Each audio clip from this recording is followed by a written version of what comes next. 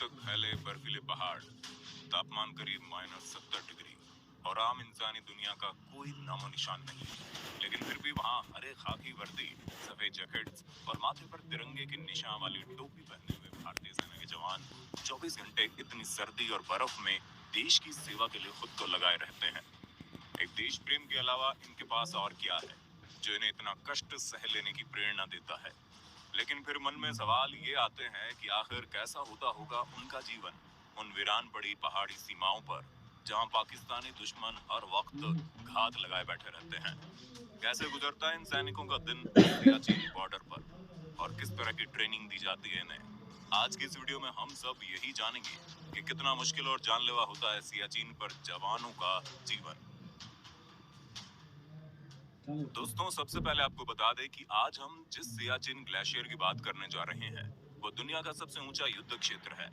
अब आप इस बात से अंदाजा लगा सकते हैं कि अगर ये इतना ऊंचा है तो यहाँ की परिस्थितियां अपने आप में कितने कठिन होती होंगी। इतने कठिन कि सर्दी से अपने बदन को बचाते हुए ये जवान गोलियों से मरने की बजाय ऑक्सीजन की कमी से मर जाते हैं। जैसा कि हमने आपको बताया कि ये सबसे ऊंचा युद्ध क्षेत्र है, इसलिए यहाँ पर सांस लेने के लिए ऑक्सीजन की भारी कमी होती है। यहाँ जो जवान घूमते हैं वो खुद को हर वक्त इतना चौकन्ना किए रहते हैं कि कभी भी दुश्मन के खिलाफ हमला बोलते हुए वो बर्फ, सर्दी या ऑक्सीजन की कमी जैसी समस्याओं से डरे ना। अब आप सोचेंगे ये जगह जब जीवन के लिए इतनी विषम है तो हमारे जवान यहाँ क्यों जाते हैं। तो इसका जवाब सिर्फ इतना है कि ये हिस्सा भी भारत का एक अभिन्न अंग है, जिस पर पाकिस्तान आए दिन अपने अधिकार का झूठा दावा पेश करते हुए घुसपैठ करता रहता है। इसलिए इस बर्फीले रेगिस्तान में देश के जवानों की तैनाती और उनके वहां के सर्वाइवल के लिए सरकार हर दिन करीब 4 से 8 करोड़ रुपए खर्च करती है। आप इसी खर्च से अंदाजा लगा सकते हैं कि ये जगह देश की अभिन्नता के लिए कितनी जरूरी है। इतनी कठिन परिस्थितियों के बावजूद इस जगह देश के करीब 10,000 जवान हमेशा तैनात रहते हैं। यहाँ जिंदगी कितनी मुश्किल है, इसे अगर एक आंकड़े के तौर पर देखें तो पिछले 30 सालों में हमारे 846 जवानों ने यहाँ की विषमताओं के कारण अपनी जान गंवा दी है। सियाचिन ग्लेशियर 20,000 फीट की ऊंचाई पर है। यहाँ सैनिक एक साथ चलते हैं। समूह में चल रहे जवानों के पैर एक रस्सी से बंधे होते हैं ताकि कोई साथी अगर गिर या फिसल जाए तो उस ग्रुप से अलग ना हो पाए। ऊंचाई वाले जिस स्थान पर जवानों की तैनाती होनी होती है, वहां तक पहुंचने के लिए सैनिकों को बेस कैंप से 10 दिन पहले ही यात्रा शुरू करनी पड़ती है। इसके लिए सैनिकों की टुकड़ी रात को 2:30 या 3 बजे निकल पड़ती है ताकि 9 बजे से पहले वहां पहुंचा जा सके। क्योंकि यहाँ दिन में बर्फ धंसने का खतरा ज्यादा रहता है, इसलिए सारी चढ़ाई रात में ही की जाती है। हर फौजी के साथ 20 से 30 किलो का बैग होता है, जिसमें बर्फ काटने वाली कुल्हाड़ी, उसके हथियार और रोजमर्रा के कुछ सामान होते हैं। शून्य से नीचे तापमान रहने के बावजूद सैनिक पसीने से तरबतर होते हैं, क्योंकि शरीर पर 6-7 तय मोटे और गर्म कपड़े होते हैं। अपने तय पॉइंट पर पहुंचते पहुंचते फौजियों के शरीर और कपड़े के बीच पसीने की पतली परत जम जाती है। गर्मी बढ़ने के साथ इन परतों के टूटने की आवाजें सुनाई देती है। अपनी जान पर जोखिम लिए ये किसी तरह अपनी पोस्ट पर तो पहुंच जाते हैं, लेकिन वहां की परिस्थितियां किसी राक्षस की तरह ही इनका स्वागत करती है।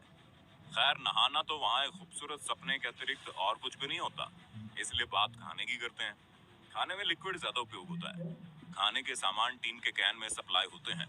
सूप पीना हो तो पहले इसे पिघलाना पड़ता है। टीन का कैन भी पूरा जम चुका होता है, इसलिए इसे पहले मध्यम आंच पर रखकर थोड़ी देर अंदर जमे सूप को पिघलाते हैं। और जैसे ही सूप पिघलता है वैसे ही बिना देरी किए उसे पीना होता है, क्योंकि अगर तापमान -60 डिग्री है तो वापस से इस पिघले सूप को बर्फ या कहें सूप का पत्थर बनने में ज्यादा देर नहीं लगती। क्योंकि पीने के लिए सिर्फ लिक्विड ज्यादा इस्तेमाल में आता है, इसलिए दूध इन जवानों के लिए अमृत से कम नहीं होता। लेकिन इस अमृत को पाने के लिए इन्हें भी देवताओं की तरह ही अमृत मंथन करना पड़ता है। और टमाटर ये लेकिन यहाँ नहीं सकता है, ये ऐसे होना पड़ता है। इस निर्जन बर्फीली दुनिया में खाने के लिए जो चीज सबसे आसानी से इस्तेमाल में लाई जाती है वो है ड्राई फ्रूट्स और चॉकलेट, क्योंकि ये दोनों चीजें इतनी ठंड में भी नहीं जमती। अब बात अगर पानी की करें तो जवान अपने साथ पानी का कोई बैकअप लेकर नहीं चलते हैं। उन्हें पानी के लिए उन्हीं बर्फों को काट कर पिघलाना पड़ता है। ये बर्फ पिघलाने के लिए उन्हें पहले कोई ऐसी जगह का चुनाव करना पड़ता है जहाँ बर्फ काफी साफ नजर आ रही हो। भूख की कमी बड़ी समस्या है, लेकिन जिंदा रहने के लिए कुछ ना कुछ खाना पड़ता है। इसमें गर्म और ठंडे की दिक्कत ज्यादा है। गर्म किए खाने और लिक्विड को ठंडा होने से पहले लेना पड़ता है, जिसका असर सैनिकों के डाइजेस्टिव सिस्टम पर साफ देखने को मिलता है। यही कारण है कि किसी सेहतमंद जवान को भी टॉयलेट में करीब 2 से 3 घंटे का वक्त लग जाता है। नहाने के लिए भी जो पानी इस्तेमाल में लाया जाता है, उसके साथ भी काफी मेहनत करनी पड़ती है। उस पानी को लगातार गर्म रखने के लिए स्टोव पर रखा जाता है। इन स्टोवों के लिए जरूरी केरोसिन ही इन लोगों के बीच आग जलाने के लिए वरदान की तरह इस्तेमाल में आता है।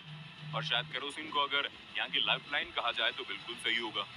पहले इसे भी कैन में भरकर ही यहाँ तक पहुँचाया जाता था, लेकिन अब इस वक्त लाइफलाइन के लिए पाइपलाइन की व्यवस्था कर दी गई है। सियाचिन में सबसे बड़ी समस्या अंगों के जमने की है। शरीर का जो हिस्सा किसी मेटल के संपर्क में आता है, पलक झपकते ही वो जम या कट जाता है।